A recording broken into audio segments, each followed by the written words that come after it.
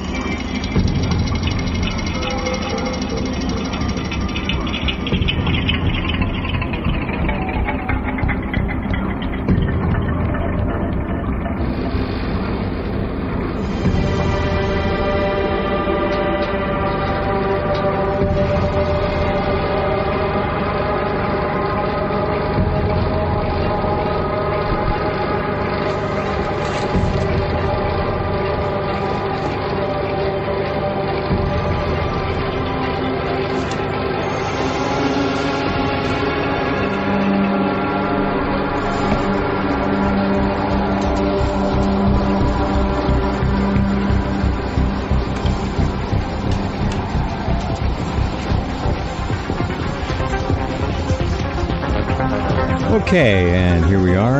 Another Thursday already. It's the 11th of December, moving right along.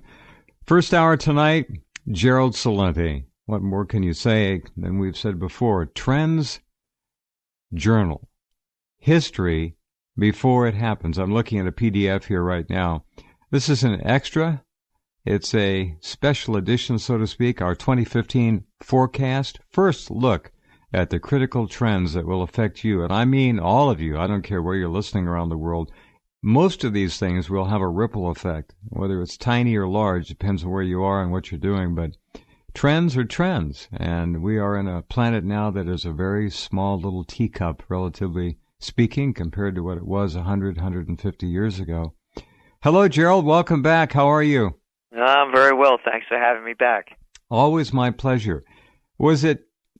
How hard was it to look ahead? And I say that because we are being deluged constantly with unbelievable amounts of deceit, deception, fraud, negligence, egomaniacal lunatics killing people halfway around the world in our name, in the name of democracy.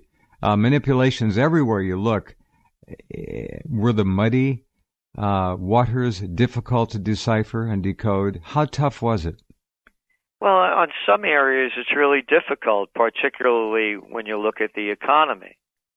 You know, all this behind the scenes. As we speak, they're trying right now to hammer out this $1 trillion budget, I guess. Well, you know, that's part of it, but the other thing is when you start looking, like, for example, you know, we would have thought this thing would have collapsed a long time ago. And then all of a sudden they'll shoot out a QE, you know, quantitative easing. Who ever heard of that one? It's like they change an IV drip on a dying patient. Yeah, and then they'll do 1, 2, and 3. And then you find out that the LIBOR rate, you know, the interest rates are rigged. I mean, this isn't a conspiracy theory. It's a fact. And then we're talking, by the way, around $700 trillion. That's right, $700 trillion. TT, yes. Yeah. And then you look at the Forex. And what's that? Well, that's the currency markets, and they're running about $5.3 trillion a day. Not making it up, they're rigged. It's a fact. And then you look at how they're rigging the markets with these record low interest rates. Oh, yeah. This is unprecedented in modern history. Did you mention gold also? Fraudulent as it could possibly be. Yeah, matter of fact, one of the top trends we have is the grand manipulation. And by the way, it's written by Dr. Paul Craig Roberts, who, of course, was the former Assistant Treasury Secretary under Ronald Reagan. And we're looking at, he writes extensively. how they're shorting gold with the paper trades when the markets are trading very thinly, like the day after Thanksgiving, and all of a sudden, as soon as the markets open up, zap, they're dumping tons of gold on the market, shorting it. And then you look at the other areas where, well, as I was mentioning, interest rates. Do you realize the Fed has not raised interest rates since 2006, and now we're going into 2015. 9 years. You got to be kidding. Nope. That's hard to believe. I know. Wow. Now that's something. How could that sneak under the radar of all these economic pundits who are all over the mainstream media with their pretty faces or ugly faces flapping their gums, and nobody says that? I would not have bet that. That's amazing. That's a fact.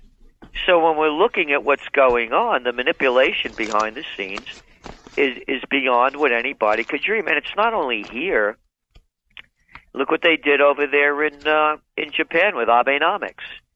The first round of their quantitative easing was the equivalent in GDPs of 4 times ours. And then that failed. They're in a recession. And you looked at their September quarter GDP, third quarter GDP. Yeah. It was down 7.2%. So what do they do with? I got an idea. We'll double up on it. So they do. They double up on it, and they now it's the equivalent in GDP terms of would be like the Federal Reserve pumping out $3 trillion a year. Wow. So it's the grand manipulation. Yeah, and the great Japanese electorate just gave Abe an overwhelming endorsement and reelected the guy. How are they going to survive this? Their economy is in recession. They're covered with radiation. I guess they're going to try and misdirect people by talking about the Olympics are coming. We're wonderful. Everything is all well and good. No, everything is not all well and good. And they're going to hold the Olympics right there in Tokyo Bay, much of them, where they're dumping this radioactive ash from all these huge municipal incineration plants. I mean, it is really crazy, Gerald. Crazy. I know. Well, the world is crazy. I mean, you look at the leaders of the world, and it's a freak show. And we write is about it ever? That as well. Oh, perfect word. Perfect. Name the look. Let's just look at home. How could any self-respecting person look up to a Pelosi, a Feinstein, a McConnell, or a Lindsey Graham, an Obama, or a Bush, or a Clinton? And what are we going to have again as we go into 2016? Another Clinton and another Bush. And then you go around the world. Abe, Angela Merkel, little boy Rense over there in Italy, Hollande. I mean, it's a joke.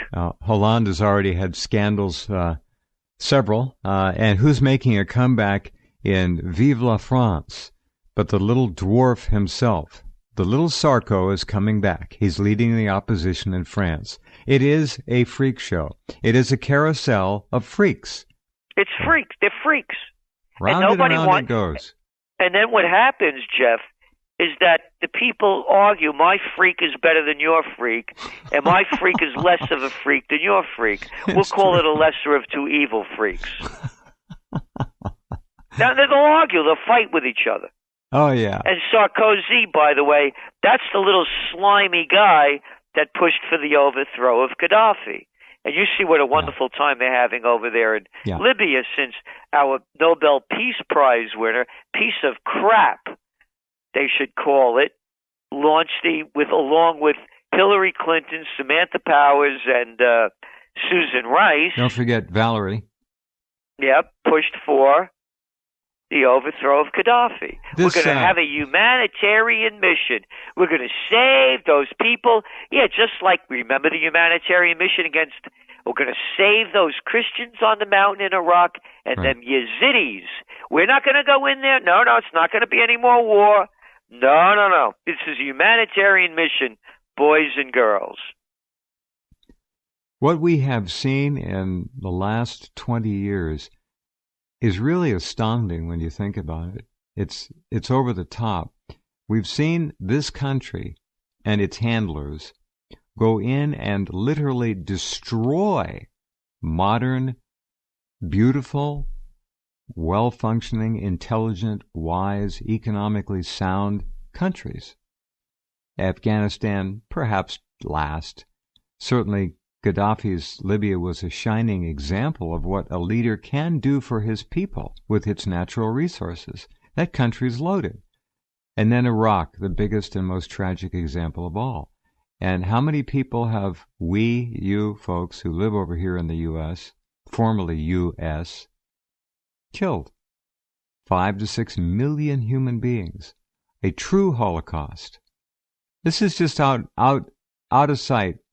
It's unbelievable. And everyone, Gerald, is so desensitized by the freak show that they don't look like freaks to them anymore. They don't notice. Now, it's not everybody. Well, your readers are different. Okay, my listeners, I hope, are all different. But my God, the average person, they don't know anything. I asked I got to say one more thing. I asked a very intelligent man, a retired doctor. I said, what do you know about the status of Fukushima? And he looked at me and he said, what is that? Yep. He didn't know. He didn't know. Ladies and gentlemen, let me be the first to tell you if you haven't heard.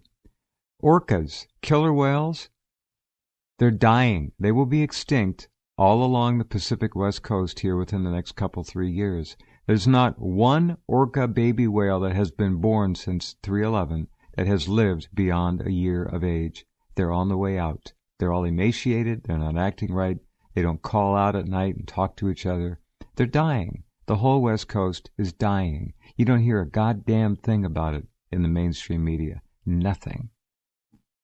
Nothing. And you know the big story, of course, is that Sony was hacked. You know, everybody knows about that. Oh, yeah. And they'll know about what they said about Angela Jolie, whatever her name is. And, you know, they'll know about junk like that. And like you said, they don't know of Fukushima. And they're over here on the West Coast. They're breathing it in low levels. They're inhaling it. They're drinking it. They're eating it. You see Berkeley over 2 years ago stopped putting out their monthly reports on the topsoil, on the fruits, on the vegetables, on the air, on the water, because the graph kept going up and up and up and up. And the effluent from Fukushima is expected to keep coming for at least 100 years. At least 100 years. Doesn't that mean it's totally not out of the news? Never hear a Totally damn nothing. Oh, and here's another thing. I'm sure somebody saw this at your place. It was a little story. One day, the Associated Press, the granddaddy of all American news agencies, said, we will no longer be reporting on suspected cases of Ebola in the United States because we don't want to foster panic. So they censored the damn news. You don't hear about Ebola anymore. It's still every bit as insanely ravaging and out of control in Sierra Leone and Liberia than it ever was. You don't hear a word about it. And I'll tell you another secret, folks, and I'll shut up. There are at least 2 and probably 3, and Dr. Patricia Doyle has found this out by tracking them.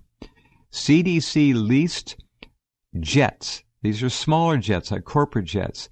They're BSL level 4 air ambulances, specifically built and constructed, and I have pictures of them on my site on a link, to move Ebola patients around. And where has Patty tracked these planes flying from and to? Over to Africa and back to Georgia. Over to Africa and back to Washington. Over to Africa and back to Omaha. They're bringing Ebola dying patients into the U.S. and not telling anybody. Non-citizens. They're here. It's all tracked. So anyway, Gerald, that's just, you do this so well. I just wanted to throw a couple other things in that nobody knows about, and they're not going to know about.